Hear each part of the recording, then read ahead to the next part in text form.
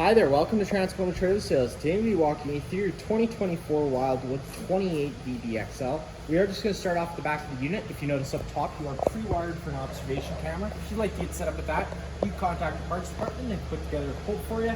Next, you are pre-mounted for a electric stair system. It's a collapsible stair system that goes onto the back of the unit. It's just so that you can go up and periodically check all your seals with ease. It's just a collapsible system that comes on and off whenever you're traveling. You got your spare tire located right in the back, and then located in the back, both back ends of the bumper. You're just pulling these caps off, and this is where you're going to want to typically put your sewer hose after your first use. We do have a brand new one located inside the front compartment, which is why there isn't one in there now. That's typically where you're going to want to store it. Just tries to keep as much smell out of the unit as possible, and then it does just press into place. In this corner, you got your standard 30 amp twist lock connection. You're just taking note of that notch there. It lines up with this notch on this side. Plugging that in firmly, 8th turn to lock it into place, and then you got that threaded collar to really lock it down. If you follow that cord back, you do your standard 30 amp plug in. Most campsites should have this, and you can plug right on in, but let's say you have the unit at home and you want to run your fridge. Your campsite only has 15 amp service. We do include that 15 amp park adapter. Just keep it in mind when you're going down to 15 amps of power. You can't run something like your air conditioner. It is just really to run your fridge, your lights, and charge batteries. Whenever you're plugged in, you got that little blue light on the top telling you have a successful power source. The red light will be on, it's telling you your source of power is back. It's not a problem with the trailer. I'm going to go over running the jacks up and down once we get to the other side, because that is where the control for it is. But you do have a manual override on either side of it, just on this side of the unit. Come a little bit over, you got your city water connections. If you're at a site with service, you can thread a garden hose in there, turn it on. It's going to pressurize all those lines without the need to run your water pump. And next, we do have your black tank flush. The way that works is you're going to thread a garden hose in there before turning it on, reading the caution sticker, noting that you do have to have your sewer hose connected and your black tank valve open. Reason being is if you're pushing pressure into the tank and the pressure has nowhere to go, it could expand the tank to the point of cracking. So be very mindful of that. Next, coming to your sewer outlet, taking and twisting that cap off. Sometimes they get a little stiff. Just take a note of those ears there. There's the same ears that hook up to your sewer hose would have. They just lock into place like so. You're gonna have a couple different valves here. For some reason, the manufacturer did put in 2 black valves.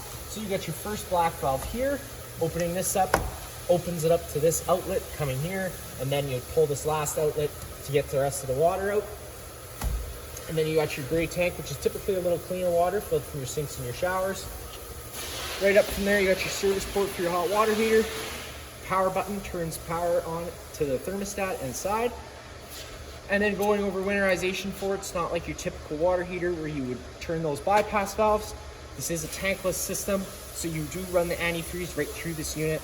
Once you're done running the antifreeze through it, of course with the system being off, cracking your pressure relief valve, so that way once the antifreeze starts gelling up, it has a place to go during those cold winter months.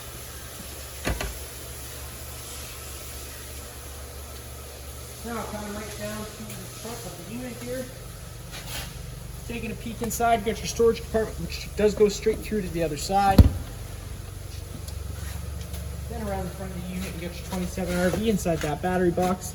Battery disconnect on the back frame. With it in the on position, batteries are connected to the unit. If you turn it to the off position, the batteries would become disconnected from the unit. You got these tabs up top, loosening them off will allow you to push them out of place. At that point, you can flip this cover open, and most of the time you can get what you need done just from right up top here. But for the purpose of the video, I will just pull this right off. 2 standard 20-pound propane tanks. Selector valve right on the front, on the front of your regulator. With it pointed this way, you're going to be drawing off this tank, counterclockwise all the way to open up that flow of propane. If this tank were to go empty, you could shut this tank, flip this over to this side, and start running off this tank. There's your front tongue jack, manual override at the top. Now, you got your stabilizer jacks. So you got this control for this front set of jacks. And then you have a rear control for that front set of jacks. They do both work the same way. Whenever you're using them, I'm going to make sure you note that they are stabilizing jacks and not leveling jacks. Hit that extend button, the feet are going to start making their way down. Don't panic if the feet are coming down at different times like they are now. It's just because it's on an open gear system. So it's going to try putting down the foot with the least resistance first. Then the other foot will follow behind it. Same thing for coming up. You hear the motors wind up. That's about all the torque you're going to want to put on them. And it's just to take any bounce or sway we have in the unit right now away. Retracting, you're just hitting that retract button. The feet are going to automatically retract back up. Again, sometimes it might bring them up or down at different times.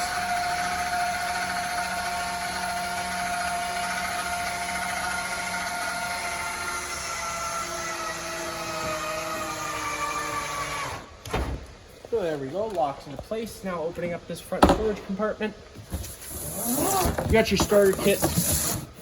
A few different items inside here, including the 10-foot water hose, which I told you about. You also get a 10-foot sewer hose, 15-foot water hose, some other miscellaneous goodies, including that 15-amp park adapter. Whenever you're piling stuff inside this front compartment, just take a note, you do got your hydraulic ram there for your versa-tilt bed inside the bedroom, so you're not going to want to be putting anything near there. And then you got your manual override for your tongue jack right up on the wall. Flipping this guy down. Got your main entryway door, which I'll go over in a minute. Fresh water fill. Put a garden hose in there, turn it on. Fills that fresh tank, and that's what your water pump draws off of. Right down below it. It's going to be that fresh tank drain. Cracking that valve open like it is now drains all the water out of the system. I did have that open because I did summarize it and made sure I drained everything for you in case we're going to dip into any low temperatures coming up. You got your little exterior garden hose device. Flip that cap open. You just take a note of the notch on either side of this, lining it up with the notches on this side, push and twist, lock into place, and you'd have sprayable cold water. This does unthread from here as well, so you could put a different hose end on there if you wanted. You got your little exterior griddle, lifting the travel latch, always making sure you lock the travel latch whenever you're moving. Lock that back down into place. Then you could take your propane quick connect line, which already comes pre-installed onto this end here, run it down beneath your floor, pulling the cap off, and you got the other end right here. Got your dust cap, always making sure you have that on whenever you're done using it. Like any standard airline, get that ready to go in, pull the collar back, push and clip into place, opening up the flow of propane. You'd be able to light your griddle. Just as an added safety feature with the flow open, you can't operate the coupler. You do have to close the flow to open up that coupler. Then you just run that hose back inside here behind it, putting the dust cap on it, because again, you don't want any debris getting inside there. And you can run this in. Got your 110 mini fridge, so whenever you're plugged in, that's going to be working, but it isn't 12 volts, keep that in mind. 2 standard outlets on the outside. Furnace exhaust, whenever it's running, it's going to be blowing out hot air, so be mindful of that. Got your range hood vent. Whenever you get your campsite, you want to make sure you open that up so you can evacuate those fumes whenever you need to do so. Then whenever you're traveling, just pushing and snapping it into place, not getting any excess dust inside the unit. And then 2 low point drains right here beneath the floor. Again, I have these open because I did drain the system after I summarized it in case you weren't using it for a while. Rear button for your jacks. Now we can get to the best part, coming on inside. You do just have to take this assist handle, push it up, hold it 90 degrees and lock it in place. It will allow you to open up your door. Now to get your stairs down, you do have to have the door open all the way. A little blue tab. The stairs will start coming down towards you. You do have adjustable stairs just with using the 2 notches, counting the amount of notches that you have open to match each side. Before we step inside, I'm just going to get you to notice that if you have the door all the way open, it does come into contact with that awning arm. So if you were to go run that awning arm out right now, there's a risk that you could cause some damage if you didn't notice. So before you run your awning, always making sure you have the door closed 90 degrees. That way it doesn't come into contact. Stepping on inside, off on the left is that fire extinguisher, just like home. Pull the pin and shoot. Dimmer light switch on the wall, tapping it turns the lights on. It's going to go to its last no setting, and because it's a dimmer switch, if you push and hold it, it's going to go bright to dim. And then wherever you let off the button is where the lights will stay. Now you do have 2 buttons on either side. I know they're not labeled, but you got the awning switch, the slide out switch one. Before you're running your slide out, always making sure you know what's on either side of the slide, inside and out. Reason I say inside is because things can sometimes tend to shift during travel. And then on the outside, just making sure you have enough space to push that awning, the slide out all the way out, which of course we do today.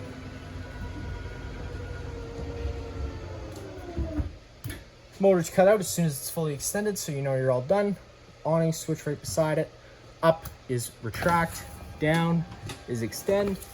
Unfortunately today we're not going to be able to get the awning all the way out, just because we are going to run out of room.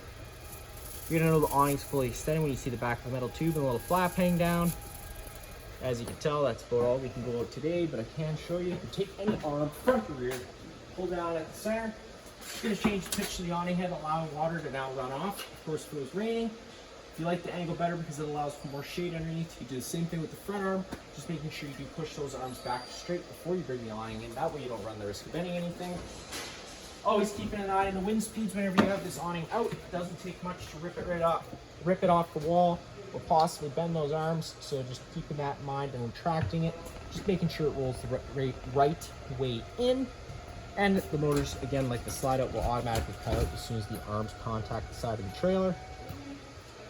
Other than that, inside here, you got some accent lighting. Turns on some accent lights behind the slide. Awning LED switch, and then a water pump switch, which does draw out of your fresh tank. And then you got your monitor panel system. So you got all your different tanks with the corresponding levels above when you press the button. And then right up top, you do have a solar controller, because this is equipped with a solar panel. We have it currently set up just for a basic charging system. It's going to constantly charge the batteries whenever there's sunlight. There's a whole bunch more settings you can go into. It gets pretty in-depth, so I will just advise you to go over the owner's manual if you'd like to get into those settings. Then you got your Suburban thermostat for your water heater, power button to turn it on, up or down at any time to change the set temperature. Locked to 50 degrees right off the bat, just because they don't want kids scalding their hands. So if you want to unlock it, you just have to push the up button for about 5 seconds. And that will allow you to go up to 55 Celsius and Fahrenheit just with the press of a button. Now I'll just get our camera person to come inside, open up that bedroom door. Just take a step on into the bedroom, light switch on the wall, versatile bed control, pushing the button up. Bed makes its way up, pushing the button down, makes its way down. Sleep app access on both sides of the bed, as well as USB and plugins for sleep app in both cupboards. This is going to be a fire exit. Works pretty simple. Pull that down, slide this over, and then that'll allow you to slide the screen over, and you can hop right on out.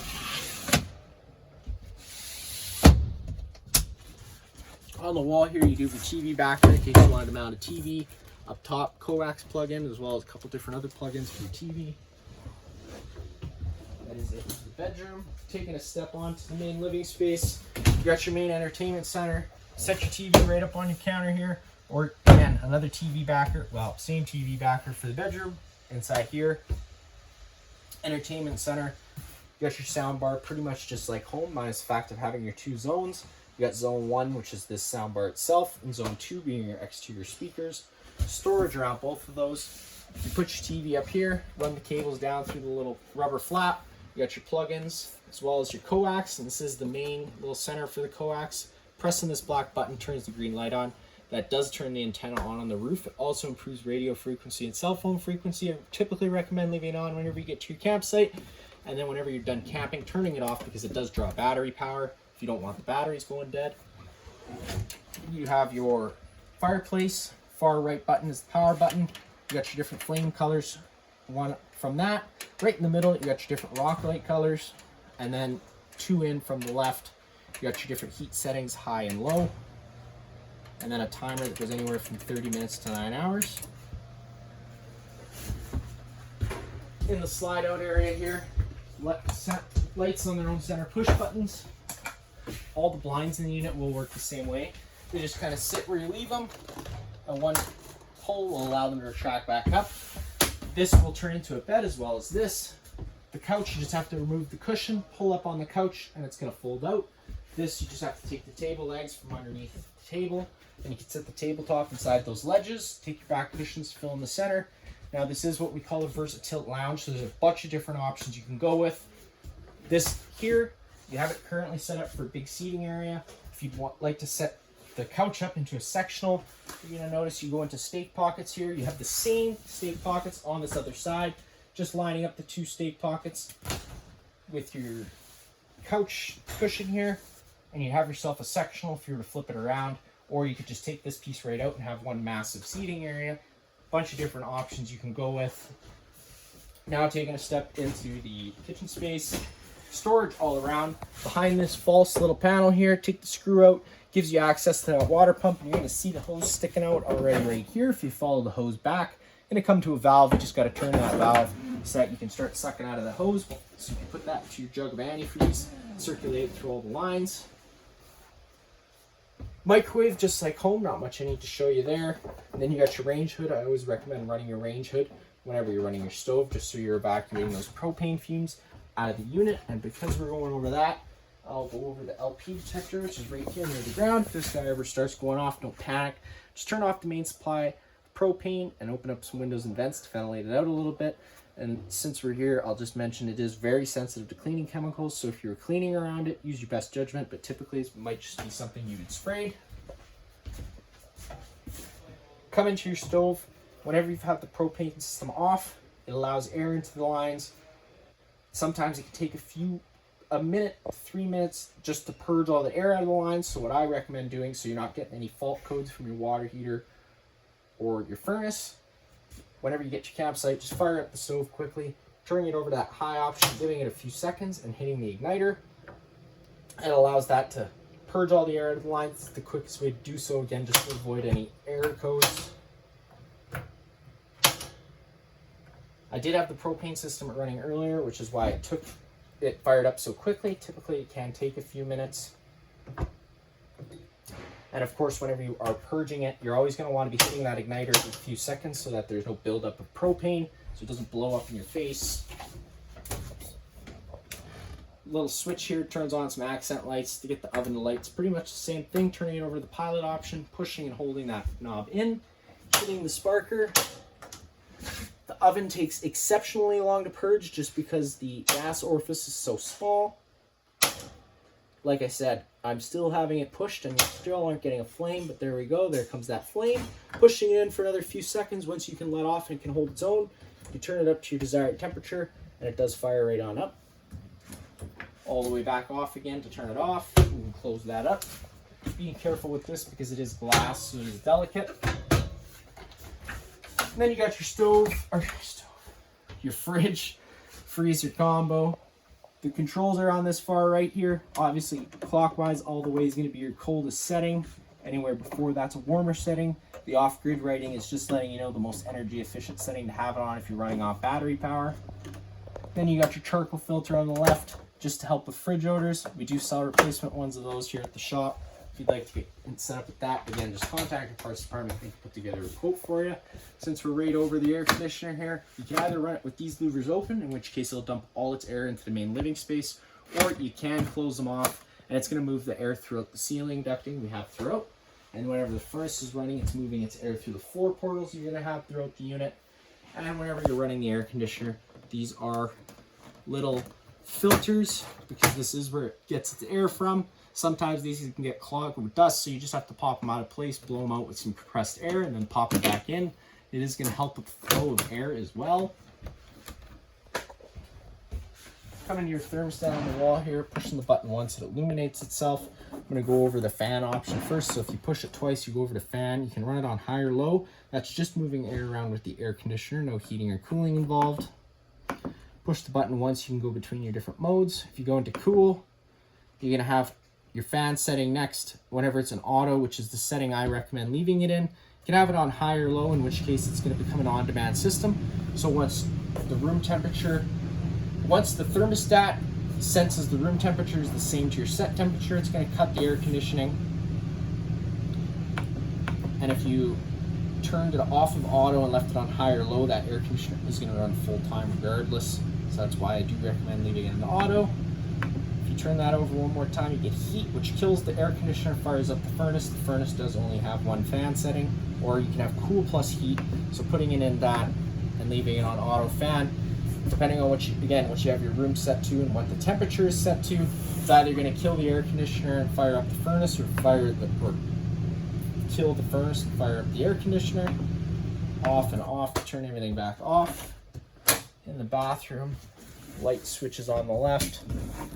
Pretty much your standard bathroom, hot and cold water throughout, shower and sink, toilet. Then right on the wall, you got your main GFI plug. You got reset up top, test down below. So if you ever have an outlet that doesn't work, this would be the first place I'd look, just making sure that's not tripped. Right above our head, you got a little overhead fan, opening that up all the way. Whenever you're traveling, you do have to make sure this is put down, otherwise you do run risk damaging your vent lid. And if it were to start raining, it is going to get pretty wet inside here, unless of course you went with a max air cover. It's essentially a cover that goes over top of this. It's going to allow you to leave this open whether you're traveling or it's raining, and it's not going to get wet in here or cause any damage to that lid. Nice little addition you can get set up with by contacting the parts department. So that's going to be it for the bedroom. Got some storage space in this cabinet here. Of course, just being mindful of any drains or water lines, if any at all.